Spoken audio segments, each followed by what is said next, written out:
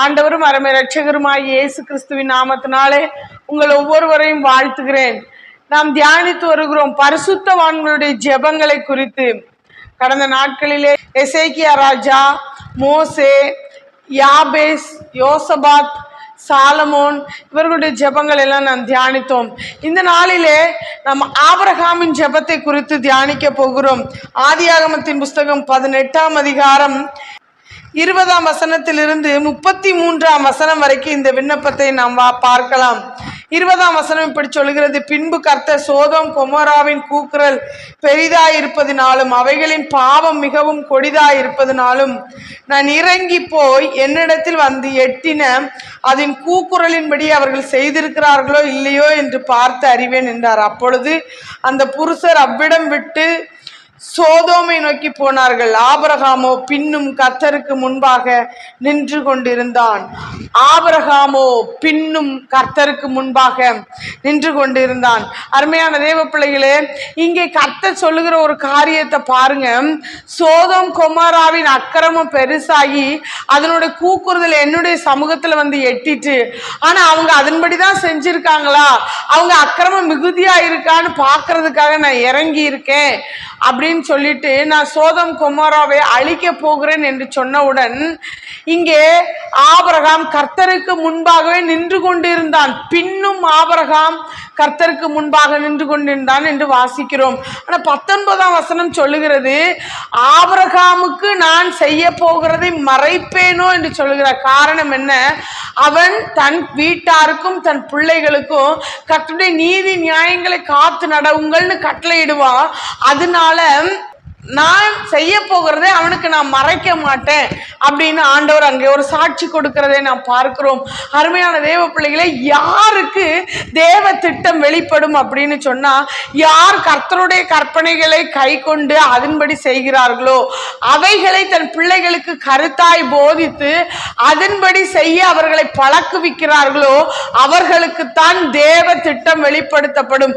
அவர்களிடத்தில் தான் தேவன் தான் செய்ய போகும் காரியத்தை மறைக்காமல் சொல்லுவதை நாம் பார்க்க முடியும். சங்கீதத்தின் புஸ்தகம் 25வது சங்கீதம் 14ஆம் வசனம் இப்படி சொல்கிறது: கர்த்தருடைய ரகசியம் அவருக்கு பயந்தவர்களிடத்தில் இருக்கிறது, அவர்களுக்கு தம்முடைய உடன்படிக்கையை தெரியப்படுத்துவார். இங்கே நாம் வாசிக்கிறோம், அவருடைய ரகசியம் யார் இடத்துல இருக்குதா? அவருக்கு பயந்தவர்களிடத்தில் இருக்குதா? அவருக்கு பயப்படுகிறவர்கள் நிச்சயமாகவே கர்த்தருடைய கற்பனைகளையும் கட்டளைகளையும் நியாயங்களையும் கை கொண்டு நடப்பார்கள் என்பதில் எந்தவித சந்தேகமும் இல்லை. இதைத்தான் ஆபிரகாம் செய்து வந்தார். இந்த ஆபிரகாம் எதற்காக தேவ சமூகத்தில் நின்று கொண்டிருக்கிறார் என்றால், நீங்க கீழே வசனத்தை வாசிச்சு பார்ப்பீங்க அப்படின்னு சொன்னா 23ஆம் வசனத்துல நம்ம இப்படி வாசிக்கிறோம்: அப்பொழுது ஆபிரகாம் சமீபமாய் சேர்ந்து துன்மார்க்கனோட நீதிமானையும் அழிப்பீரோ. அப்போ நீங்க அக்கிரமம் பெருசாயிடுச்சு, அதனோட கூக்குரல் என் சந்நிதியில வந்து எட்டிட்டு நான் அதை பார்க்க முடிய இறங்கினேன்னு சொல்றீங்க, அவன் அழிக்க போறேன்னு சொல்றீங்க. அப்படி துன்மார்க்கமான ஜனங்களோடு நீதிமானையும் அழிப்பீரோ. காரணம் என்ன? தன் சகோதரனுடைய மகன் லோத்து தன் இனத்தான் அங்கே இருக்கிறதை அவர் அங்கே சுட்டி காட்டுகிறார். அந்த சோதம் கொமோரா பட்டணத்துக்குள்ளே தான் லோத்து குடியிருக்கிறதை நம்ம அங்க பார்க்க முடியும். அப்ப இவருக்குள்ள ஒரு எண்ணம், நம்மை போல அவரும் நீதி நியாயங்களை காத்து நடக்கிற ஒரு மனுஷன், அதனால நீதிமான நீர் அழிப்பீரோன்னு கேட்கிறாரு. அது கேட்டுட்டு சொல்றாரு, 50 நீதிமான்கள் ஒருவேளை அந்த பட்டணத்துக்குள்ள இருந்தாங்கன்னா அழிப்பீங்களா? இல்ல, நான் அழிக்க மாட்டேன். அப்படி கொஞ்சம் கொஞ்சமா குறைச்சிட்டு வர்றாரு. 45 நீதிமான்கள், 40 நீதிமான்கள், கடைசியா சொல்றாரு 10 நீதிமான்கள் இருந்த அழிப்பீரோ.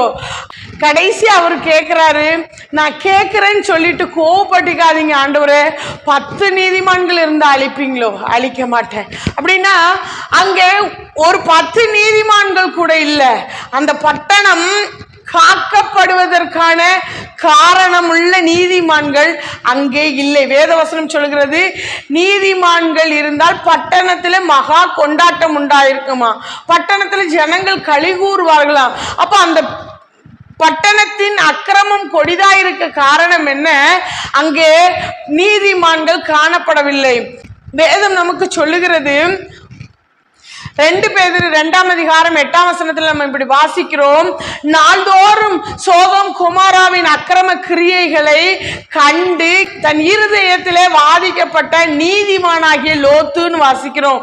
நீதிமானா இருந்தார் லோத்து. அப்படின்னா அந்த அக்கிரமக்காரர்களுக்குள்ளே ஒரே ஒரு நீதிமானதான் கர்த்தர் கண்டிருக்கார். அருமையான தேவ பிள்ளைகளே, இன்றைக்கும் தேசம் அழிக்கப்படக்கூடாதபடிக்கு ஒரு மனிதனை திறப்பில நிற்கும்படியாய் கர்த்தர் தேடுகிறார். அது நீங்களாவோ நானாவும் இருக்கவே. இந்த ஆபிரகாம் அதைத்தான் செய்கிறார். ஒருவேளை நீங்க நினைக்கலாம், இவர் தன் சகோதரனுடைய குமாரன் லோத்துக்காக தானே பரிந்து பேசினார், இது ஒரு சுயநல ஜெபம் அப்படின்னு சொல்லலாம். ஆனா நீங்க அங்க வாசி பார்ப்பீங்க அப்படின்னு சொன்னா, அந்த பட்டணத்தை அழிப்பீரோ அதை அழிப்பீரோ அப்படிதான் அவர் கொஸ்டின் கேட்கிறார். அப்படின்னா இவருக்குள்ள ஒரு எண்ணம் என்னன்னு சொன்னா, கொஞ்ச நீதிமான்கள் இருந்த அந்த பட்டணம் காக்கப்பட்டுருமே, அந்த பட்டணத்துல கர்த்தர் செய்ய வேண்டிய தீங்க செய்யாதபடிக்கு மனஸ்தாபப்பட்டுருவாரு அப்படிங்கிற ஒரு எண்ணம் இவருக்குள்ள இருந்ததுனாலதான் பின்னும் ஆபிரகாம் கர்த்தருக்கு முன்பாகவே நின்று கொண்டிருக்கிறார். அவர்கிட்ட கிட்டி சேருகிறார், அவருக்கு சமீபமாய் சேர்ந்து தேவனிடத்துல விண்ணப்பிக்கிறார். அருமையான தேவ பிள்ளைகளே, தேவனிடத்துல நெருங்கி போய் தேசத்தை அழிக்காதபடிக்கு நாம் திறப்பில நிற்கிறவர்களாய் இருக்க வேண்டும் என்று கர்த்தர் விரும்புகிறார். அருமையான தேவ பிள்ளைகளே, இன்றைக்கு நீதிமான்களை காண்பது அரிதா இருக்கிறது. ஆனால் லோத்துவை குறித்து வேதம் நமக்கு நீதிமான் என்று சொன்னாலும் கூட இவர் அக்கிரம கிரியைகளை கண்டு இருதயத்திலே வாதிக்கப்பட்டாரே தவிர ஆபிரகாமை போல ஒரு திறப்பிலே நிற்கிற மனிதனா எங்கே காணப்படவில்லை.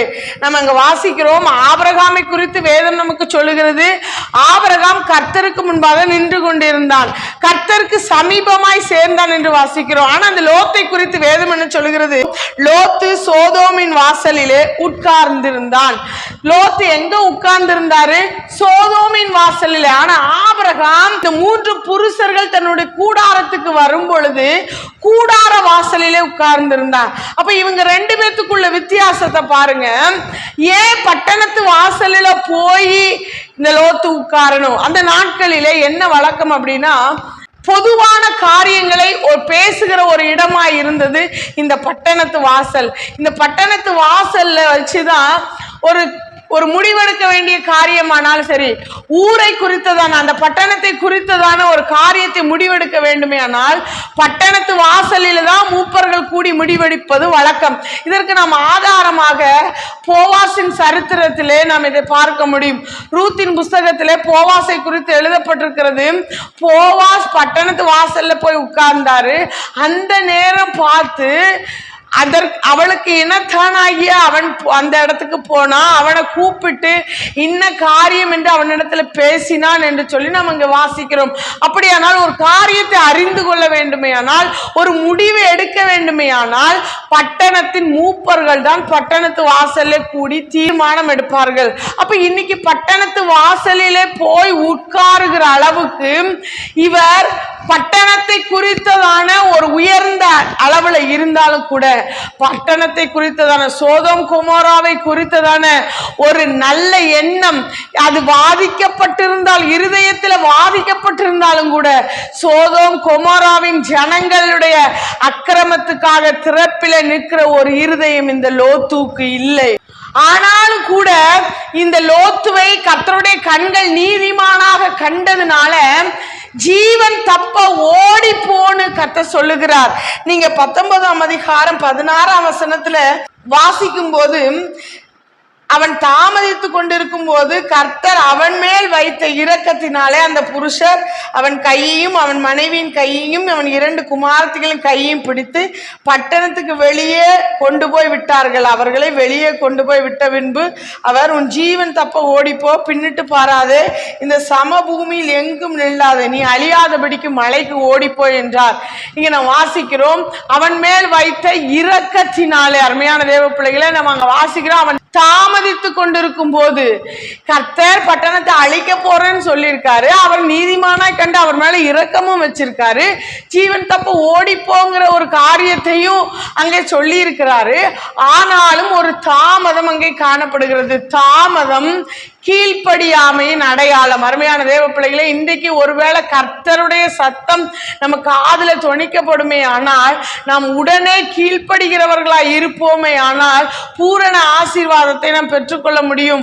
அல்லது நம்ம கீழ்ப்படியாமல் காலம் தாமதித்து கொண்டு இருப்போமே ஆனால் தேவ திட்டத்துக்கு மாறானதான ஒரு காரியம் நம் வாழ்க்கையில நடந்துவிடும். இங்க நம்ம பார்க்கும் பொழுது அப்படி தாமதித்து கொண்டிருக்கிறதுனால லோத்துவின் மனைவி அங்கே உப்பு தூணாகிறார். அவனுடைய பிள்ளைகள் ஒரு சாபமான சந்ததியை பிறப்பிக்கிறதற்கு காரணமாகி போகிறார்கள். இவனுடைய பரிசுத்த வித்து அசுத்தமானதாய் கருதப்படுகிறது. அருமையான தேவ பிள்ளைகளே, இன்றைக்கு நாம் எப்படிப்பட்ட வாழ்க்கை வாழ்ந்து கொண்டிருக்கிறோம்? அக்கிரம காரியங்களை தேசத்திலே கண்டிருந்தும் கூட திறப்பிலே நிற்காதவர்களாய் காணப்படுவோமே ஆனால் நிச்சயமா அதை குறித்ததான ஒரு கேள்வி நம்மிடத்துல கேட்கப்படும். நீதிமானாகவே இருந்தாலும் கூட தன்னைத்தான் பாதுகாத்துக் கொள்வோம் என்கிறதான எண்ணம் ஒரு சுயநலமாய் நமக்குள்ள இருந்தாலும் கூட தேவன் நம்ம மேல இரக்கம் வைக்கலைன்னா அது ஒண்ணுமே முடியாது. பிரியமானவர்களே, இன்னைக்கு கர்த்தர் நம்மிடத்துல எதிர்பார்க்கிறதெல்லாம் அதான். நீதிமானா இருக்கலாம் இந்த பூமியில, ஆனா தேசத்துல நடக்கிற அக்கிரமத்தின் கிரியைகளை கண்டு திறப்பில நிற்க நீ உன்னை அர்ப்பணிக்கலன்னு சொன்னா, ஆனா நம்முடைய வாழ்க்கை மிகவும் பரிதாபகமானதாகி போய்விடும். அருமையான தேவ பிள்ளைகளே, எசேக்கியேல் தீர்க்கதரிசியின் புஸ்தகம் 22ஆம் அதிகாரம் 30ஆம் வசனத்துல நாம் இப்படி வாசிக்கிறோம். தேசத்தை அழிக்காதபடிக்கு திறப்பிலே நிற்கவும் சுவரை அடைக்கவும் தக்கதான ஒரு மனுஷனை தேடினேன், ஒருவரையும் காணேன். இன்றைக்கு அப்படிப்பட்ட அங்கலாய்ப்பை நாம் ஏற்றுக்கொண்டவர்களாய் நம்ம இந்த பூமியில வாழ நம்மை அர்ப்பணிப்போம். 19ஆம் அதிகாரம் 27ஆம் வசனத்துல பாத்தீங்கன்னு சொன்னா, விடியற் காலத்தில் ஆபிரகாம் எழுந்து தான் கர்த்தருக்கு முன்பாக நின்ற இடத்திற்கு போய், அங்க பாப்பீங்கன்னு சொன்னா விடியற் காலத்தில் ஆபிரகாம் எழுந்து, அப்படின்னா அவர் நைட்டு தூங்கினாரோ என்னமோ தெரியல, தன் இனத்தானை குறித்ததான ஒரு வேதனை, கர்த்தரை அழிப்பேன்னு சொல்லிட்டு போயிட்டாரு, எப்படி இருக்கோ தெரியல, ஒரு நீதிமான கூட காணலன்னு சொல்லிட்டாருன்னு சொல்லி வேதனையோடு தூங்கினாரா என்னன்னு தெரியல. ஆனா விடியற் காலையிலேயே எழுந்து அந்த பட்டணத்தை போய் பார்க்கிறார். எங்க போய் பார்க்கிறார்? தான் கர்த்தர் முன்பாக நின்று அந்த இடத்திற்கு போயின்னு வாசிக்கிறோம். ஜெபிக்கிறவன் விடியற் காலத்துல எழும்புவான். ஒரு தேவ பிள்ளை விடியற் காலத்துல எழும்புகிற ஒரு அனுபவம் இருக்குமே ஆனால் நிச்சயமா கர்த்தருடைய கண்கள் அவர்களை ஜெபிக்கிறவர்களாய் பார்க்கும். விடியற் காலத்துல எழும்பி ஜெபிக்கிற ஒரு தேவ பிள்ளை, விடியற் காலத்துல எழும்பி தேவனோடு பேசுகிற ஒரு தேவ பிள்ளைக்கு தான் பட்டணத்தின் அக்கிரமத்தை குறித்ததான ஒரு வேதனை இருக்கும். தன் சொந்த ஜனங்களுடைய அந்த அழிவை குறித்ததான ஒரு கரிசனை இருக்கும். பிரியமானவர்களே, அருமையான தேவ பிள்ளைகளே, நாம் இங்கே வாசிக்கிறோம் 29ஆம் வசனத்துல, தேவன் அந்த சமபூமியின் பட்டணங்களை அழிக்கும் போது தேவன் ஆபிரகாமை நினைத்து லோத்து குடியிருந்த பட்டணங்களை தான் கவிழ்த்து போடுகையில் லோத்தை அந்த அழிவின் நடுவில் இருந்து தப்பி போகும்படி அனுப்பிவிட்டார். அருமையான தேவ பிள்ளைகளே, நாம வேணா நினைக்கலாம், அக்கிரம கிரியைகளை கண்டு நாள்தோறும் வாதிக்கப்பட்டார் நீதிமானாகிய லோத்து, ஆனா அவர் ஜெபிக்கலன்னு சொல்லி நம்ம தியானிச்சாலும் கூட, அவர் வாதிக்கப்பட்டாலும் கூட அவர் நீதிமானா இருந்ததுனால தப்புவிக்கப்படல, ஆபிரகாமை நினைச்சுதான் அவர் தப்புவித்தார். ஜெபிக்கிற ஒரு மனிதன் தன் சந்ததியை, தன் இனத்தானை, தன் உறவினரை, இரத்த சம்பந்தப்பட்ட தன் உறவை காத்து கொள்ளுவான். அருமையான தேவ பிள்ளைகளை, இன்றைக்கு நாம் எப்படிப்பட்ட இருதயம் உள்ளவர்களாய் இருக்கிறோம்? நம்முடைய இருதயம் நம்முடைய உறவினர்களை குறித்ததான, நம்முடைய இரத்த சம்பந்தப்பட்டவர்களை குறித்ததான ரட்சிப்புக்காய் கதறுகிறதாய் காணப்படுகிறதா? அல்லது இல்ல அவங்க எப்படியோ போகட்டும், நான் மாத்திரம் நல்லா இருந்தா போதும்னு நினைக்கிற அந்த அனுபவத்தில் இருக்கிறோமா? அருமையான தேவ பிள்ளைகளை, இங்க பார்க்க போனா லோத்து ஆபிரகாமை விட்டு பிரிந்து போனவன் தான், வாக்குவாதத்தின் மூலமாய் பிரிந்து போனவன் தான். லோத்தை குறித்ததான ஒரு கரிசனை ஆபிரகாமுக்குள்ளே இருந்தது. இன்றைக்கு நாம் அப்படிப்பட்டவர்களாய், ஒருவேளை நீதிமான்களாகவே அவங்க இருக்கலாம், அவங்களை குறித்ததான ஒரு கரிசனை நமக்கு இருக்கட்டும். தேவன் அவங்க மேல இரக்கம் வச்சிருந்தாலும் கூட அவங்களுக்காய் பரிந்து பேசுகிறவர்களாய் நாம் மாறுவோம். அவங்களுக்காக மாத்திரம் இல்ல, அவங்க மூலமாய் ஒரு பட்டணமே காக்கப்படுவது தேவ சித்தமாய் இருக்குமே. ஆனால் திறப்பிலே நிற்கிறவர்களாய், பட்டணத்துக்காய், அந்த தேசத்துக்காய் உத்தரவாதம் பண்ணுகிறவர்களாய் நாம் மாறுவோம். நிச்சயமாய் கர்த்தர் ஆபிரகாமின் சகல ஆசீர்வாதங்களினாலும் கர்த்தர் நம்மை ஆசீர்வதித்து நடத்துவாராக. நாம் ஜெபிப்போமா? அன்பின் பரலோக பிதாவே, நன்றியோடு ஸ்தோத்தரிக்கிறோம். தகப்பனே, நீ தந்த நல்ல வார்த்தைக்காய் ஸ்தோத்திரம். ஆபிரகாமை நாங்கள் ஆண்டவரே உக்கிரானத்துவம் உள்ளவனாய், உத்தரவாதம் உள்ளவராய் நாங்க இந்த இடத்துல பார்த்தோம் அப்பா. தகப்பனே, ஒருவேளை அக்கிரம கிரியைகளை கண்டு நாள்தோறும் ஆதிக்கப்பட்டவராகிய லோத்து ஆண்டவரே ஜெபிக்க தவறிட்டார் ராஜா. ஆண்டவரே, தேசத்தை குறித்த ஒரு அக்கறை கரிசனை இல்லை, ஆனாலும் தன் இனத்தானை குறித்து, அந்த பட்டணத்தை குறித்ததான ஒரு அக்கறை உள்ளதான ஆபிரகாம் கர்த்தருக்கு முன்பாக நின்று கொண்டிருந்தார். கர்த்தர் சமீபமாய் சேர்ந்தான் என்று வாசிக்கிறோம். தகப்பனே, எங்களுக்குள்ளும் அப்படிப்பட்ட ஒரு இருதயத்தை தாங்க. தேசத்துக்காய் ஜெபிக்க, சொந்த பந்தங்களுக்காய் திறப்பிலே நிற்க கர்த்தர் எங்களுக்கு கிருபை தரும்படியாய் ஜெபிக்கிறோம். எங்களுடைய குடும்பத்தை காப்பாற்றிக் கொள்ளுகிற ஒரு கிருபை, அழிவுக்கு தப்புவிக்கிற ஒரு கிருபை வெளிப்படட்டும் ராஜா. அதற்கு நாங்க தேவ சமூகத்துல காத்திருக்க, திறப்பிலே நிற்க எங்களுக்கு கிருபை தாங்க. விடியற் காலத்திலே எழுந்திருந்து ஜெபிக்கிறவர்களாய் கர்த்தர் ஒவ்வொருவரையும் நீர் மாற்றும்படியாய் நாங்கள் ஜெபிக்கிறோம். கர்த்தர் நீங்க ஆசீர்வதிங்க. உடைய கரங்களை எங்களை தாழ்த்தி அர்ப்பணிக்கிறோம். இயேசு கிறிஸ்துவின் மூலம் ஜெபங்களை நல்ல பிதாவே. ஆமேன், ஆமேன்.